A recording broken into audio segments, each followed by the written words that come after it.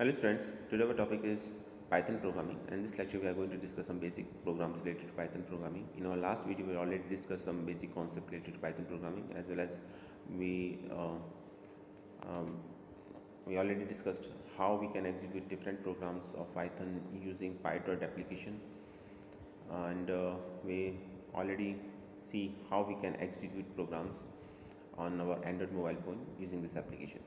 So in this video our main focus is to discuss some basic programs.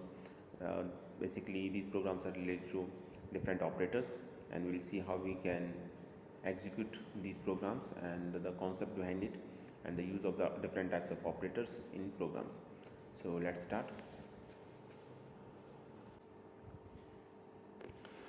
तो student second program है हमारा Python program to calculate the square root. एक बार फिर से बता देते हैं कमेंट के बारे में। अगर आप सिंगल लाइन कमेंट लिखना चाहते हैं प्रोग्राम में तो हैश का सिंबल लगाइए, उसके बाद आप जो भी लिख रहे हैं वो कमेंट माना जाएगा। सिंगल लाइन कमेंट है, मीन्स अगर लाइन चेंज होगी तो कमेंट नहीं होगा। एक ही लाइन में हैश के बाद आप जो भी कुछ लिखते हैं that is considered as a comment. और कमेंट का मतलब होता है डेड स्टेटमेंट, मीन्स अब ये स्टेटमेंट को पाइथन इंटरप्रेटर इग्नोर करेगा, इसके लिए इसका कोई मीनिंग नहीं है। कमेंट हम इसलिए लिखते हैं क्योंकि हम अपने प्रोग्राम को रीडेबल बनाना चाहते हैं, समझाना चाहते हैं दूसरे को, तो अपनी ऑन लैंग्वेज में हम थ्रू आउट द प्रोग्राम कहीं भी कुछ भी लिख सकते हैं, ये समझाने के लिए कि इस कोड का क्या पर्पज़ है। तो कमेंट कितने भी लिखे जा सकते हैं। जनरली हम अभी आप बिगनर हैं तो स्टार्टिंग में प्रोग्राम का टाइटल कमेंट की फॉर्म में लिख सकते हैं। अब सेकंड लाइन भी इसकी मैं कमेंट की फॉर्म में लिखी गई, जिसमें यूज़र से इनपुट लिया गया है। तो लास्ट टाइम मैंने बताया था इनपुट लेने के लिए किस तरीके से इनपुट लिया जा सकता है। यहाँ देखिए, पहले प्रोग्राम का टाइटल है Python program to calculate the square root. तो स्क्वायर रूट निकालना है हमको यहाँ पर। तो सबसे पहले जब आपको इस तरह का क्वेश्चन आए तो सबसे पहले जो आप माइंड में क्लिक करना चाहिए वो ये करना चाहिए कि फॉर्मूला क्या है स्क्वायर रूट निकालने का। तो स्क्वायर रूट अगर हम देखेंगे तो स्क्वायर रूट निकालने के लिए मैथमेटिक्स में जो फॉर्मूला है उसके अकॉर्डिंग हमको नंबर ऑफ़ इनपुट्स की जो रिक्वायरमेंट है वो ओनली 1 है और आउटपुट भी 1 होना चाहिए। ठीक है, एक ही नंबर होगा, चूँकि एक ही नंबर होगा तो उस नंबर को सबसे पहले हम इनपुट करेंगे। ठीक है, स्क्रीन पर मैसेज लिखाना चाहिए इनपुट या नंबर या इनपुट एनी नंबर जिसका आप स्क्वायर रूट निकालना चाह रहे हैं, वो नंबर आप इनपुट कराएंगे। उसके बाद स्क्वायर रूट कैलकुलेट होना चाहिए, देन फाइनली आपका आंसर प्रिंट होना चाहिए।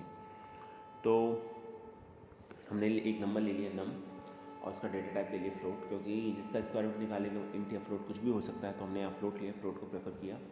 फ्लोट का मतलब आंसर डेसिमल में आएगा। यहाँ पर ये इसका डेटा टाइप है। डेटा टाइप बताता है कि टाइप ऑफ डेटा क्या है।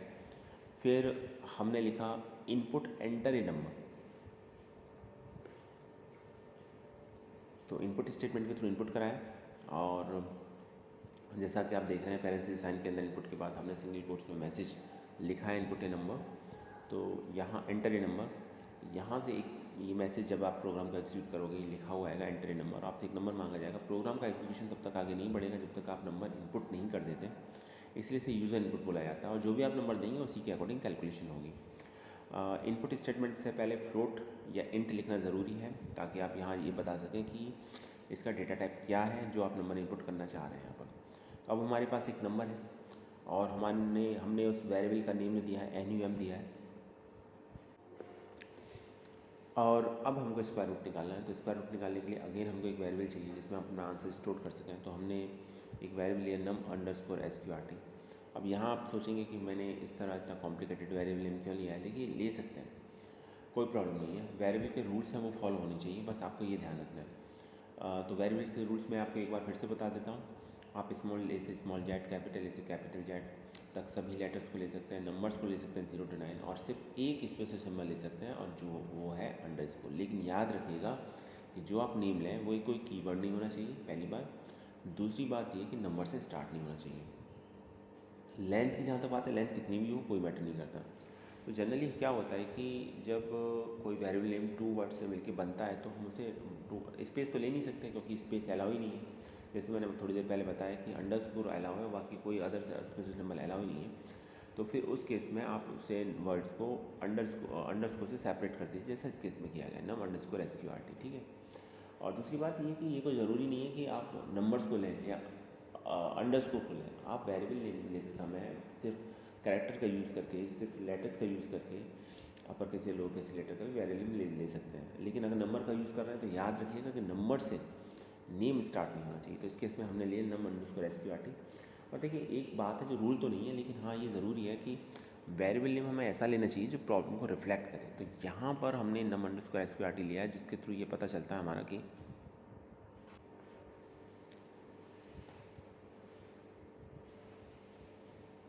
तो हम बात कर रहे थे कि वेरिएबल नेम की, तो हमने वेरिएबल नेम लिया num अंडरस्कोर SQRT। और अब एक्सप्रेशन की बात करते हैं कि हमें क्या लिखना पड़ेगा कि स्क्वायर रूट कैलकुलेट हो जाए। तो देखिए यहाँ पर एक एक्सपोनेंट ऑपरेटर होता है, अर्थमेटिक ऑपरेटर की कैटेगरी में आता है, और इसे डबल एस्टेरिस्क साइन के थ्रू रिप्रेजेंट करते हैं। तो यहाँ पर चूँकि पावर हमें 1/2 लेनी है, स्क्वायर रूट निकालना है, और 1/2 का क्या मतलब होता है 0.5, तो हम लिखेंगे नम डबल एस्टेरिस्क 0.5। तो इससे क्या होगा कि नम वेरिएबल है, जो भी इसकी वैल्यू होगी उसका स्क्वायर रूट निकल जाएगा। उसका स्क्वायर रूट निकलने के बाद num अंडरस्कोर SQRT को असाइन हो जाएगा, क्योंकि असाइनमेंट ऑपरेटर दे रखा है। ठीक है, ये असाइन हो जाएगा। देखिए असाइनमेंट ऑपरेटर के बारे में बता दूं, जो मैथ का इक्वल साइन है एक्चुअली यहाँ पर वो स्क्वायर रूट कहलाता है। तो स्क्वायर रूट में क्या होता है कि स्क्वायर रूट में ये रहता है कि आपका असाइनमेंट ऑपरेटर में क्या होता है कि हमेशा value right to left assign होती है। तो राइट हैंड साइड में हमेशा एक वैल्यू होती है या एक्सप्रेशन होता है जो लेफ्ट हैंड साइड के वेरिएबल को असाइन हो जाता है। कभी भी असाइनमेंट लेफ्ट टू राइट नहीं होता। ठीक है, ये ध्यान रखिएगा, यानी कोई वैल्यू किसी वेरिएबल को असाइन नहीं होगी, हमेशा कोई वेरिएबल किसी वैल्यू को असाइन नहीं होगा। ठीक है, तो हमेशा लेफ्ट जो आपका लेफ्ट हैंड साइड है उधर एक वेरिएबल का नेम होना चाहिए, जो इस केस में num अंडरस्कोर SQRT है, और राइट हैंड साइड में कोई एक्सप्रेशन होना चाहिए, कोई वैल्यू होनी चाहिए, जो इस केस में num डबल एस्टेरिस्क 0.5 दे रखा है। तो जो कैलकुलेट होकर आएगा वो num अंडरस्कोर SQRT को असाइन हो जाएगा। तो अब इसके बाद हम देते हैं प्रिंट स्टेटमेंट। तो प्रिंट स्टेटमेंट में दे रखा है द स्क्वायर रूट ऑफ, तो ये मैसेज तो एज इट इज़ प्रिंट हो जाएगा क्योंकि सिंगल कोट्स के अंदर दे रखा है, और जैसे मैंने बताया सिंगल कोट्स में जो दे रखा होता है वो स्ट्रिंग होती है, मैसेज होता है, एज इट इज़ प्रिंट होता है। कॉमन नम, कॉमा लगाने के बाद वेरिएबल का नेम, तो वेरिएबल का नेम प्रिंट हो गया, फिर कॉमा, फिर हमने फिर एक मैसेज लिखा इज़, तो is as it is print हो जाएगा, फिर कॉमा num अंडरस्कोर SQRT, तो ये भी एज इट इज़ प्रिंट हो जाएगा। तो ये प्रिंट हो गया आपका। तो अब देखिए यहाँ पर क्या होगा, एंटर ए नंबर दे दिया हमने 4, the square root of 4.0 is 2.0। चूँकि एक फ्लोट वैल्यू थी तो इसका आंसर भी एक फ्लोट ही आएगा, तो लिखा आएगा the square root of 4.0 is 2.0। Student ये आई थिंक प्रोग्राम आपको समझ में आ चुका होगा। अब एग्जीक्यूट कीजिए। जैसे मैंने बताया कि पाइथन प्रोग्राम को आप अपने विंडो ऑपरेटिंग सिस्टम को यूज़ करके अपने लैपटॉप का यूज़ कर सकते हैं, और अगर आपके पास एंड्रॉयड मोबाइल फ़ोन है तो वहाँ भी py.3 एप्लीकेशन का यूज़ करके, जैसे मैंने पिछली बार बताया था, आप प्रोग्राम को सक्सेसफुली एग्जीक्यूट कर सकते हैं। नेक्स्ट प्रोग्राम की बात करते हैं, और नेक्स्ट प्रोग्राम है program number 3, Python program to calculate the area of the triangle.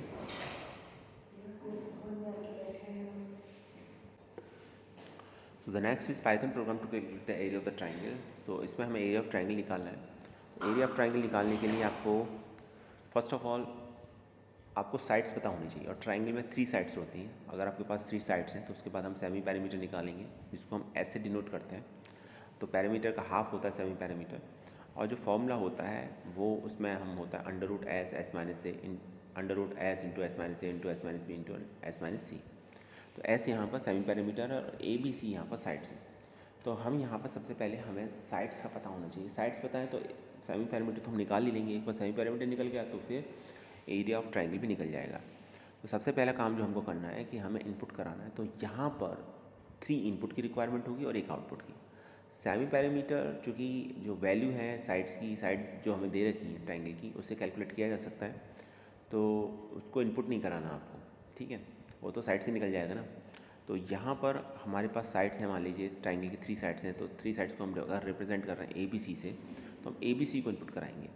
देखिए बात ये है कि अगर इंटरमीडिएट कैलकुलेशन में किसी वेरिएबल की ज़रूरत पड़ती है और वो जो वैल्यू है या वेरिएबल है वो किसी दूसरे वैल्यू से किसी दूसरे वेरिएबल की वैल्यू से कैलकुलेट किया जा सकता है, तो उसको हम इनपुट नहीं कराते। जैसे इस केस में सेमी पैरामीटर निकालने के लिए ट्राइंगल की साइड्स का पता होना ज़रूरी है, तो ट्राइंगल की साइड को इनपुट कराएंगे। एक बार इनपुट होने के बाद सेमी पैरामीटर कैलकुलेट कर लेंगे, देन आफ्टर हम एरिया कैलकुलेट ईजीली कर सकते हैं। तो इस केस का हमें एरिया ऑफ ट्राइंगल निकालना है, तो हम लिखेंगे A is equal to float input enter first side, B is equal to float input enter second side, C is equal to float input enter third side. तो तीनों को हमने इनपुट करा दिया, फर्स्ट सेकंड और थर्ड साइड को, और यहाँ पर हमने तीनों साइड का जो डेटा टाइप लिया है वो लिया है फ्लोट। तो फ्लोट टाइप का डेटा टाइप लिया है हमने यहाँ पर। ठीक है, तो ABC फ्लोट टाइप का डेटा टाइप है यहाँ पर। तीनों साइड को इनपुट कराने के बाद अब हम सेमी पैरामीटर निकालेंगे, क्योंकि डायरेक्ट हम एरिया नहीं निकालेंगे, एरिया में सेमी पैरामीटर यूज़ होता है, तो सेमी पैरामीटर को निकालेंगे। और सेमी पैरामीटर का क्या फॉर्मूला है, a+b+c डिवाइड बाई 2। अब यहाँ पर आप ये मत कीजिएगा कि a+b+c को अगर आपने पैरेंथेसिस में नहीं लिखा और डिवाइड बाई 2 कर दिया तो होगा क्या कि c डिवाइड बाई 2 होगा पहले, और फिर वो a और b में ऐड हो जाएगा, तो गलत हो जाएगा। बोर्ड मास रूल ये कहता है कि सबसे पहले ब्रैकेट सॉल्व होता है, तो a+b+c अगर आप निकाल लें पहले तो ब्रैकेट में लिख दीजिए उसको, उसके बाद डिवाइड करेंगे, तो इसका एडिशन के बाद ब्रैकेट के अंदर जो भी कंटेंट लिखा होगा वो सॉल्व होने के बाद, डेटा लिखा हुआ सॉल्व होने के बाद फिर आपका डिवाइड बाई 2 होगा, तो फिर वो सही रहेगा। तो बोर्ड मास रूल आपका ब्रैकेट जो बोर्ड मास रूल था वो आपका मैथ में भी अप्लाई होता था, यहाँ पर भी पैरेंथेसिस की जो आपकी प्रेसिडेंस है वो सबसे ज़्यादा होती है, सभी ऑपरेटर्स अगर वहाँ यूज़ हो रहे हैं तो। अब हम एरिया निकालेंगे, तो एरिया निकालने में मल्टीप्लाई के लिए तो हम जानते हैं साइन एस्टिक साइन यूज़ होता है, और पावर के लिए डबल स्टिक का साइन यूज़ होता है। तो ब्रैकेट का याद रखिएगा, जैसे मैंने ब्रैकेट के अंदर लिखा है s into s minus a into s minus b into s minus c, तो इसको ब्रैकेट के अंदर लिखा है कम्प्लीटली। तो पहले मल्टीप्लाई हो जाएंगी, ठीक है, side S semi parameter S का मल्टीप्लाई होगा एस माइनस ए से, एस माइनस सी से, फिर एस माइनस बी से, फिर एस माइनस सी से, और ये मल्टीप्लाई होने के बाद उसकी पावर 0.5 कैलकुलेट होगी, क्योंकि डबल स्टिक 0.5 दे रखा है। अब ये रिज़ल्ट है, ये रिज़ल्ट हमने स्टोर कर दिया है एक वेरिएबल जिसका नेम है एरिया। तो फिर हम फाइनली प्रिंट करेंगे, print the area of the triangle is area. तो एरिया में आपका जो वेरिएबल है, एरिया वेरिएबल, उसमें आंसर स्टोर्ड है, तो उसको जब हम प्रिंट कराएंगे तो हमारा फाइनल आंसर भी प्रिंट हो जाएगा। तो हम लिखेंगे print the area of the triangle is area. Okay, तो आउटपुट कुछ ऐसा आएगा, पहले लिखाएगा इंटर फर्स्ट साइड, आप फर्स्ट साइड दोगे तो फर्स्ट साइड मान लीजिए आपकी 4 है, तो सेकंड साइड फिर आपसे मांगी जाएगी, तो आपने लिखा 5, फिर थर्ड साइड 6, तो फिर कैलकुलेट होकर आ जाएगा। अब देखिए इसमें कहीं भी एस नहीं आ रहा है, सेमी पैरामीटर नहीं आ रहा, क्योंकि वो एरिया कैलकुलेट करने के लिए ज़रूरी था, उसका हमें कुछ नहीं करना था, ठीक है। तो इसलिए हमने इनपुट भी नहीं करा, आउटपुट में भी नहीं। आउटपुट में देना चाहें तो सेमी पैरामीटर कैलकुलेट कर सकते हैं, लेकिन वो ऑब्जेक्टिव नहीं है हमारा। जो मेन मोटिव था वो उसके अंदर एरिया निकालना था ट्राइंगल का, तो इसलिए हमने एरिया को निकाला, सेमी पैरामीटर को प्रिंट नहीं किया। इनपुट का तो कोई मतलब ही नहीं होता, क्योंकि ABC जो 3 साइड्स हैं ट्राइंगल की, इसके थ्रू सेमी पैरामीटर निकाला जा सकता है। अब एक प्रोग्राम देखते हैं, और ये प्रोग्राम है आपका असाइनमेंट ऑपरेटर के ऊपर बेस्ड, तो ये थोड़ा सा अलग दिखेगा आपको, लगेगा आपको। और प्रोग्राम है Python program to swap 2 variables. हम 2 वेरिएबल्स की वैल्यू को स्वैप कर देंगे, इंटरचेंज कर देंगे। वेरिएबल ए की वैल्यू वेरिएबल बी में स्टोर हो जाएगी, और वेरिएबल बी की वैल्यू वेरिएबल ए में स्टोर हो जाएगी। तो ये प्रोग्राम 2 टाइप से बनाया जा सकता है, यूजिंग थर्ड वेरिएबल और without using third variable. Third variable से मतलब यहाँ टेम्परेरी वेरिएबल्स हैं। इसको ऐसे समझिए कि आपके पास 2 कंटेनर है, एक में ऑयल है, एक में वाटर है, और आप इन दोनों को स्वैप करना चाहते हैं, इंटरचेंज करना चाहते हैं। आप चाहते हैं कि कंटेनर 1 में जिसमें ऑयल है उसमें वाटर आ जाए, कंटेनर 2 जिसमें वाटर है उसमें ऑयल आ जाए। तो कैसे करेंगे, तो एक सादा सा तरीका, एक सिंपल सा मेथड ये है कि एक थर्ड कंटेनर लेते हैं, थर्ड कंटेनर में फर्स्ट कंटेनर का जो भी कंटेंट है वो डाल देते हैं हम, ठीक है। और कंटेनर 1 एम्प्टी हो जाएगा, फिर कंटेनर 2 को कंटेनर 1 में डाल देंगे, और कंटेनर थर्ड का जो टेम्परेरी है फिर उसे कंटेनर 2 में शिफ्ट कर देंगे। तो ये एक सिंपल सा लॉजिक है, इस लॉजिक को हम यूज़ करके प्रोग्राम को बनाएंगे। तो यहाँ पर देखिए, Python program to swap 2 variables.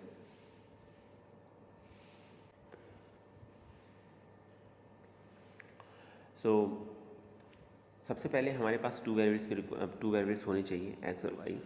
तो यहाँ पर 2 वेरिएबल्स हैं आपके एक्स एंड वाई। तो सबसे पहले हम इनपुट लेंगे, x is equal to input enter value of x, then y is equal to input enter value of y। और पहले हम उसे प्रिंट करा देंगे ताकि ये हम पता चल सके स्वैपिंग के बाद वैल्यू क्या थी, स्वैपिंग से पहले क्या थी।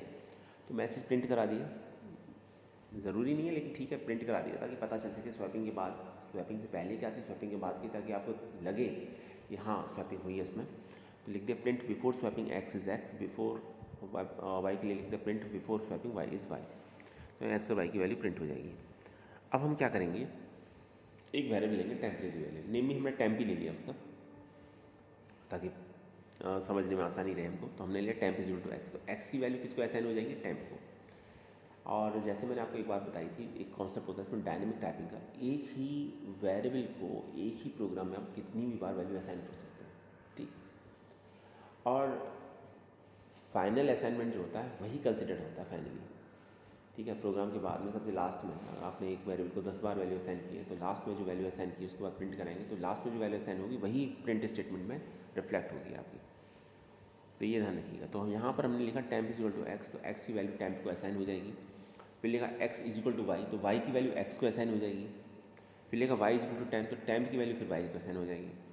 तो देखिए एक्स की वैल्यू सेकंड स्टेटमेंट में वाई को असाइन हो गई, तो यहाँ तो स्वैप हो गया।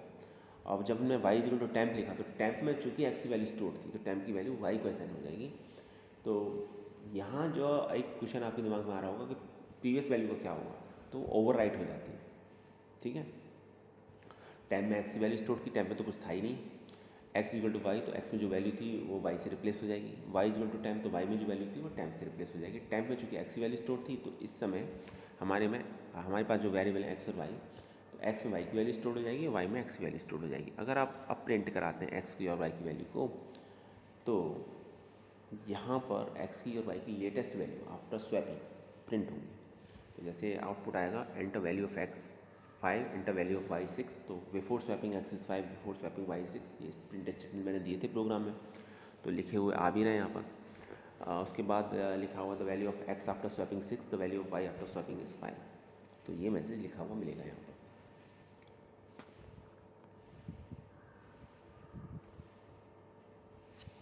अब इसी प्रोग्राम को दूसरे तरीके से बनाया जा सकता है, और इसको बोलते हैं मल्टीपल असाइनमेंट। एक ही स्टेटमेंट में, असाइनमेंट ऑपरेटर में हम एक से ज़्यादा वेरिएबल की वैल्यू को असाइन करते हैं।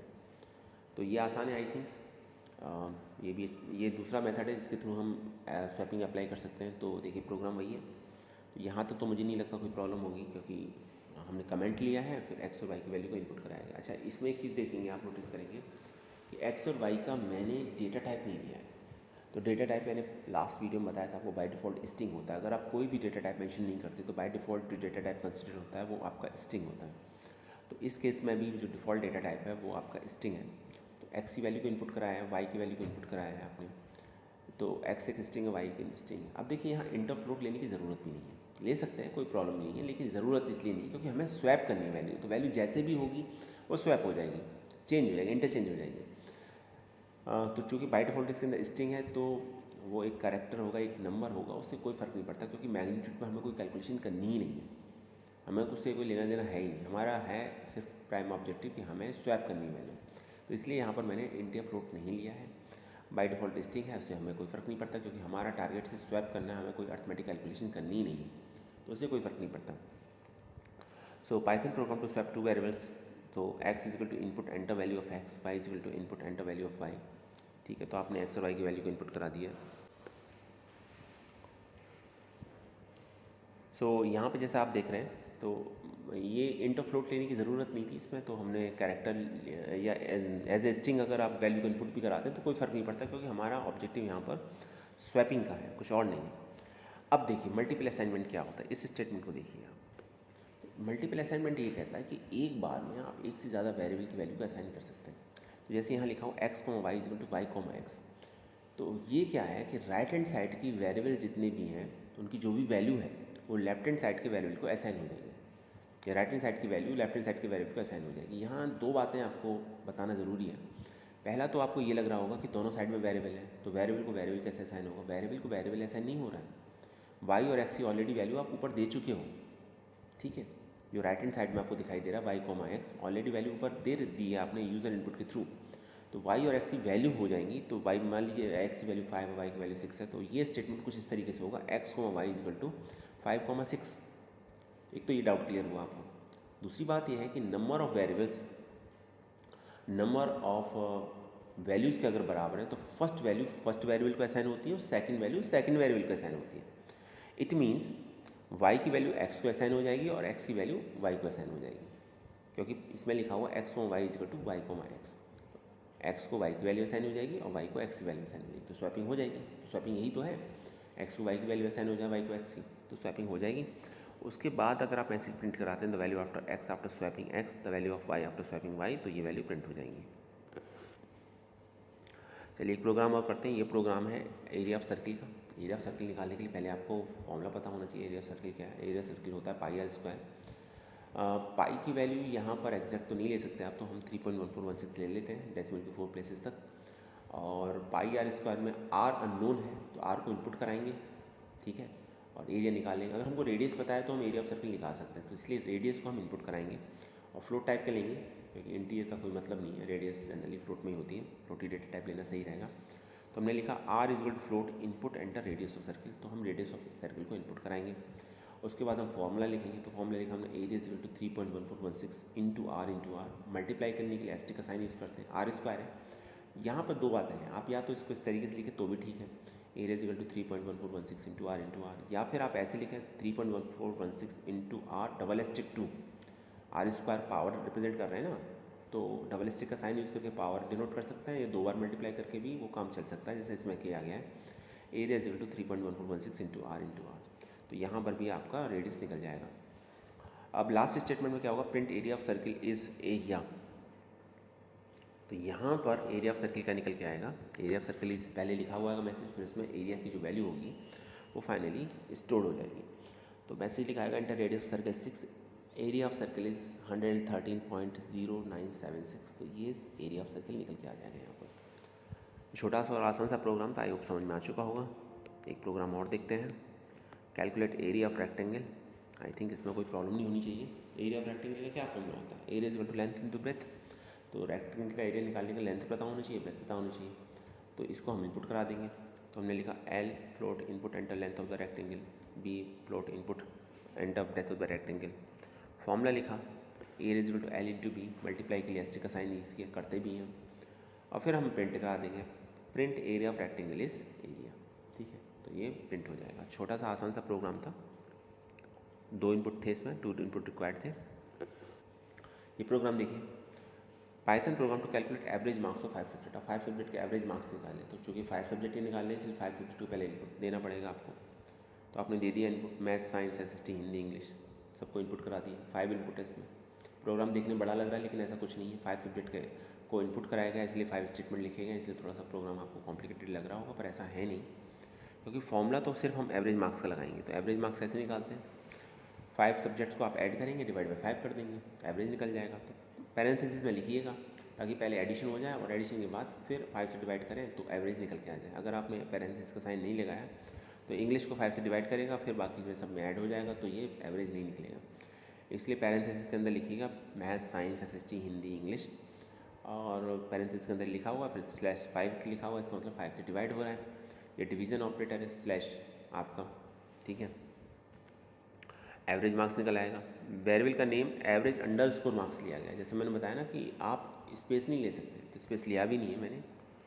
फिर इसको प्रिंट करा देंगे, तो लिखा है प्रिंट एवरेज मार्क्स, स्ट्रिंग ऐसे पास की है प्रिंट स्टेटमेंट में, तो फिर कॉमा एवरेज अंडरस्कोर मार्क्स, जो वेरिएबल का नेम है, तो वेरिएबल की वैल्यू प्रिंट हो जाएगी। तो आंसर कुछ ऐसा आएगा, पहले में लिखा आएगा एंटर मार्क्स इन मैथमेटिक्स, फिर आप मार्क्स देंगे, तो फिर सेकंड स्टेटमेंट आएगा लिखा हुआ स्क्रीन पर एंटर मार्क्स इन साइंस, तो आप साइंस की वैल्यू देंगे। फिर थर्ड स्टेटमेंट लिखाएगा enter marks in social science, तो आप थर्ड वैल्यू देंगे। फिर लिखाएगा एंटर मार्क्स इन हिंदी, तो आप फोर्थ वेरिएबल की वैल्यू देंगे। फिर लिखाएगा एंटर मार्क्स इन इंग्लिश, फिर आप फिफ्थ वेरिएबल की वैल्यू देंगे। देन फिर एवरेज मार्क्स कैलकुलेट होकर आ जाएगा, जैसे इस केस में आ रहा है। एक प्रोग्राम और है, program to calculate simple interest. तो फॉर्मूला सिंपल इंटरेस्ट का क्या होता है, SI is equal to P into R into T upon 100। तो वेरिएबल क्या है, जो अननोन क्या है आपके पास, जो आपको चाहिए, एक प्रिंसिपल अमाउंट, एक रेट और एक टाइम, इनको इनपुट करा देंगे। हमने उसके लिए वेरिएबल लिए हैं PRT, तो लिखेंगे P float input enter principal amount, R float input enter rate of interest, T float input enter time. Float लिया है डेटा टाइप, क्योंकि जनरली सिंपल इंटरेस्ट के लिए वैल्यू फ्लोट में ही आती है। फॉर्मूला लिखेंगे SI is equal to P into R into T upon 100, bracket के अंदर पैरेंथेसिस के अंदर लिखेंगे PRT को, ताकि पहले मल्टीप्लाई हो जाए फिर डिवाइड हो, और ST का साइन यूज़ किया मल्टीप्लाई करने के लिए, डिवाइड के लिए स्लैश यूज़ किया गया है। फिर फाइनली हम आंसर को प्रिंट कर देंगे, print simple interest is SI, तो SI की वैल्यू प्रिंट हो जाएगी। तो आंसर कुछ इस तरीके से आएगा, enter principal amount 1200, rate of interest 3, enter time 2। Answer देखिए इंटीजर वैल्यू देंगे तो आंसर फ्लोट में ही आएगा, ये याद रखिएगा। तो आंसर आ रहा है 72.0। एक लास्ट प्रोग्राम और है, Python program to calculate n square n cube n power 4। तो ये कैलकुलेट करना है, तो इसमें n अननोन है, n को इनपुट करा देंगे, और n स्क्वायर निकालने के लिए a इक्वल टू लिखेंगे n डबल स्टिक 2, b लिखेंगे b n double stick 3, c n double stick 4। Double stick का साइन एक्सपोनेंट को रिप्रेजेंट करता है। उसके बाद इसके ABC को वैल्यू को प्रिंट करा देंगे, तो ये हमारा आंसर हो जाएगा। तो इस तरीके से आंसर आएगा आपका।